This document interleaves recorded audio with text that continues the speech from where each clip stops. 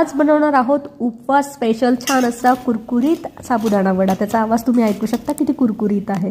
आता या ठिकाणी सुरुवातीला साबुदाणा भिजवलेला घेतलाय, त्यामध्ये मी 2 बटाटे टाकलेले आहेत। 3 वाटी साबुदाणा आहे, त्यासाठी 2 बटाटे उकडलेले मॅश करून टाकले। 1 चमचा जिरं, चवीनुसार मीठ यामध्ये टाकलेलं आहे आणि थोडीशी चिमूटभर साखर। साखरेमुळे छान क्रिस्पीनेस येतो त्याला, त्यामुळे थोडीशी साखर आणि शेंगदाण्याचा कूट।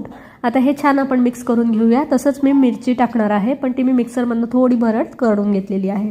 आता छान वड्याचा आकार देऊन तेल गरम झालं की आपले वडे आपण छान असे ब्राऊन गोल्डन ब्राऊन तळून घेणार आहोत। तुम्ही आवाज ऐकू शकता, खूप असा छान क्रंची आणि कुरकुरीत आवाज त्याचा येत आहे आणि अशा प्रकारे छान आपले वडे तयार आहे। आता आपण चटणीची रेसिपी बघूया। चटणी आता तुम्ही कोथिंबीर खात असाल तर यात कोथिंबीरही तुम्ही घालू शकता, पण मी शेंगदाण्याचा कूट, मिरची, जिरे आणि मीठ एवढंच घातलेलं आहे। कोथिंबीर चालत असेल तर तीही घालू शकता आणि मिक्सरमध्ये थोडं पाणी घालून बारीक केली आहे। तर कशी वाटली